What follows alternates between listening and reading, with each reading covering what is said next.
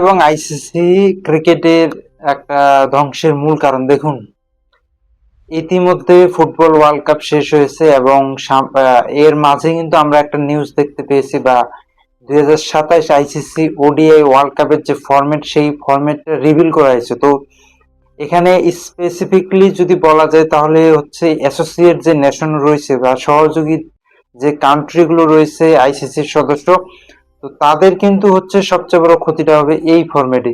তো কিভাবে হবে এবং নতুন ফরম্যাটটা কি, তো আজকের ভিডিওটিতে আমরা সেই বিষয়টি অ্যানালাইজ করার চেষ্টা করব। প্রথমে যদি আমরা আইসিসির যে তথ্য, সেই তথ্য অনুযায়ী এটা আমরা বলতে পারি যে 2027 ওয়ার্ল্ড কাপ অর্থাৎ সাউথ আফ্রিকা এবং জিম্বাবুয়েতে যে ওয়ার্ল্ড কাপটা অনুষ্ঠিত হবে, তো সেখানে যে ফরম্যাটটা নির্ধারণ করা হয়েছে সেখানে কিন্তু কয়েকটা রাউন্ডে এই ওয়ার্ল্ড কাপটা কন্টিনিউ করা হবে, অর্থাৎ বেশ কয়েকটি রাউন্ড শেষে কিন্তু এর ফাইনাল অনুষ্ঠিত হবে।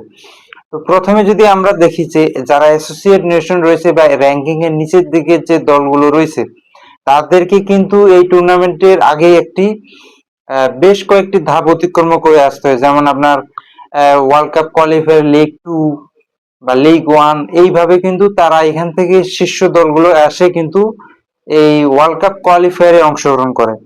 এবং সেই ওয়ার্ল্ড কাপ কোয়ালিফায়ারে অংশগ্রহণ করার মধ্যে তারা একটা কম্পিটিশনের মধ্যে একটা দীর্ঘ পথ অতিক্রম করার পর তারা কিন্তু এই ওয়ার্ল্ড কাপ কোয়ালিফায়ারে অংশগ্রহণ করে, এবং সেখান থেকে যে বিজয়ী টিমগুলো রয়েছে তারা কিন্তু ওয়ার্ল্ড কাপে চান্স পায়, সচরাচর যেটা হয়ে থাকে। তো এই ওয়ার্ল্ড কাপে সেম পদ্ধতিতে অনুসরণ হবে, কিন্তু টুর্নামেন্টের ধরনটা হবে একটু আলাদা।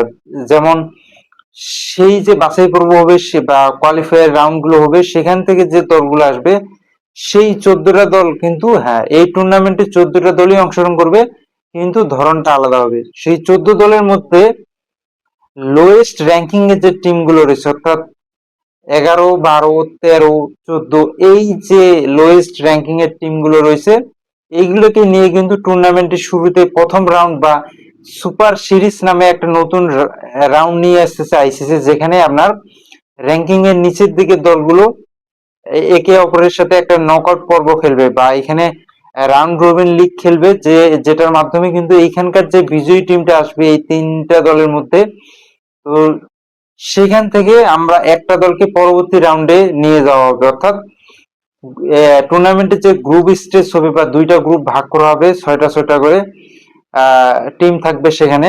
তো সেখানে উত্তীর্ণ হওয়ার জন্য কিন্তু আপনার এই যে একটা টিমকে এই সুপার সিরিজের যে রাউন্ড 1 সেটা খেলে আসতে হবে।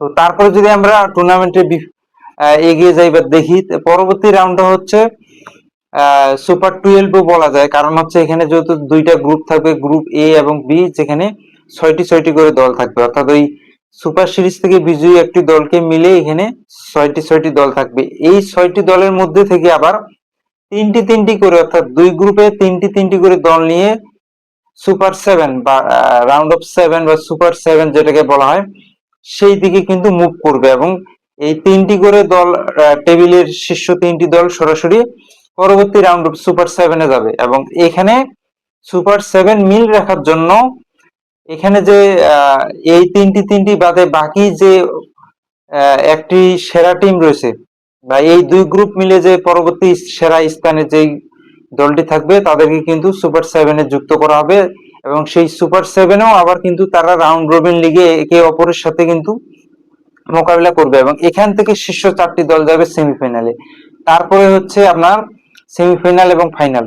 তো টুর্নামেন্টের এই যে গতিটা, যদিও বা এখানে আইসিসি থেকে বলা হচ্ছে যে টুর্নামেন্টকে আরো বেশি কম্পিটিটিভ এবং টুর্নামেন্টকে আরো বেশি আকর্ষণীয় করতে এবং একপেশে ম্যাচ যেন না হয়, সেই জন্যই কিন্তু এই ফরম্যাটটা তারা নিয়ে এসেছে। কিন্তু এখানে দেখতে হবে যে অ্যাসোসিয়েট নেশন গুলো কিন্তু এখানে অনেক বড় একটা লস হচ্ছে, কারণ তারা একটা দীর্ঘ পথ বা দীর্ঘ 2-3 বছরের একটা কোয়ালিফাইং রাউন্ড খেলে এখানে টুর্নামেন্টে আসতেছে, অথচ তারা প্রথম রাউন্ড থেকেই ঝরে পড়তেছে টুর্নামেন্ট থেকে, তারা কিন্তু সামনে ভালো কিছু করার সুযোগটা পাচ্ছে না। তো এইখানে হচ্ছে সমস্যাটা। দেখুন, ইন্ডিয়া বা আইসিসি, আমরা যেটাই বলি না কেন, আইসিসি যে সিদ্ধান্ত, সেটা টুর্নামেন্টে সামগ্রিকভাবে মনে হবে যে এটা খুবই ভালো একটা পদক্ষেপ, কিন্তু আসলে এখানে অ্যাসোসিয়েট নেশন গুলোর কিন্তু অনেক বড় একটা সমস্যা, বা যারা র্যাঙ্কিং এর নিচের দিকে রয়েছে তারা কিন্তু তাদের যে কাঙ্ক্ষিত বড় টিমের সাথে খেলার যে সুযোগ বা সম্ভাবনা, বা টুর্নামেন্টে বড় দলের সাথে খেলে একটা ফাইট দেওয়া, সেই ফাইট দেওয়ার জায়গাটা কিন্তু তারা প্রথমেই নষ্ট হয়ে যাচ্ছে বা বন্ধ হয়ে যাচ্ছে। তো এক্ষেত্রে এই ফরম্যাটের আসলে ভবিষ্যৎ কি হবে সেটা নিয়ে অনেক বেশি আলোচনার প্রয়োজন রয়েছে, এবং বিশেষ করে অ্যাসোসিয়েট কান্ট্রিগুলোর সাথে এই বিষয়টা নিয়ে আলোচনা করার প্রয়োজন ছিল। তো এইভাবেই টুর্নামেন্টটা কন্টিনিউ হবে, এবং এখানে হোস্ট নেশন হিসেবে অলরেডি কোয়ালিফাইং করে ফেলছে আপনার সাউথ আফ্রিকা এবং জিম্বাবুয়ে। পাশাপাশি র্যাঙ্কিং এর আরো আপনার 8টা দল সরাসরি কোয়ালিফাই করবে এই 2026-এর 30শে সেপ্টেম্বরের মধ্যে, যে ডেডলাইন, সেই ডেডলাইন অনুযায়ী সেরা 8টি দল সহ এই 10টি দল সরাসরি কোয়ালিফাই করবে। এবং আপনার পরবর্তীতে যেই 14টি দল মিল রাখতে গেলে বাকি 4টি দল কিন্তু আপনার কোয়ালিফায়ার থেকে আসবে।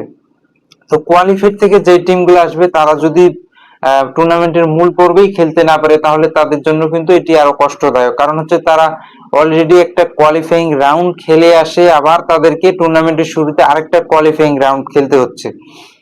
তো এক্ষেত্রে আসলে আইসিসি কিভাবে প্ল্যান করছে সেটা আসলে বোঝা মুশকিল। তবে টুর্নামেন্টের স্বার্থ রক্ষায় বা টুর্নামেন্টকে, যেহেতু ওডিআই ক্রিকেট এখন কিন্তু অনেকটাই অজনপ্রিয় হয়ে যাচ্ছে দিন দিন, এবং এর জনপ্রিয়তা বা এই ওয়ার্ল্ড কাপকে ধরে রাখতে গেলে আইসিসি কে কিছু না কিছু পরিবর্তন করার প্রয়োজন ছিল, যার কারণে কিন্তু তারা এই পরিবর্তনটা নিয়ে এসেছে। তো এখন দেখার বিষয় যে এটা আসলে কতটা কাজে লাগে এবং এই ওয়ার্ল্ড কাপটাকে কতটা আকর্ষণীয় করে তুলতে পারে। তো ওভারঅল এই হচ্ছে বিষয়। 2027 ওয়ানডে ওয়ার্ল্ড কাপের ফরম্যাটিংটা এইভাবেই হবে, এবং টুর্নামেন্টটা কন্টিনিউ হবে এইভাবেই। তো আপনার কাছে কি মনে হয় যে আসলে এই প্রসেস বা এই প্রসেসে টুর্নামেন্ট আয়োজন করলে অ্যাসোসিয়েট নেশন সহ অন্যান্য দেশের জন্য এটি কতটুকু ভালো হবে, যেখানে দিন দিন ফুটবলের বিশ্বায়ন হচ্ছে, ফুটবলে দলের সংখ্যা দিন দিন বাড়ানো হচ্ছে, সেখানে ক্রিকেটের ক্ষেত্রে ওডিআই ওয়ার্ল্ড কাপ বিশেষ করে সেখানে আরো গুছিয়ে নেওয়া হচ্ছে, বা টুর্নামেন্টের দলের সংখ্যা অনেক কম করা হচ্ছে। তো এটা আসলে আপনার কাছে কি মনে হয়, কমেন্ট বক্সে জানাবেন। অফসাইড স্টোরি চ্যানেলটি সাবস্ক্রাইব করবেন। পাশাপাশি আপনারা ফেসবুকে আমাদেরকে ফলো করতে পারবেন। আমাদের ফেসবুক পেজ হচ্ছে হাসিনুর ব্রেকডাউন, এটাও আপনারা ফলো করতে পারেন। ধন্যবাদ সবাইকে।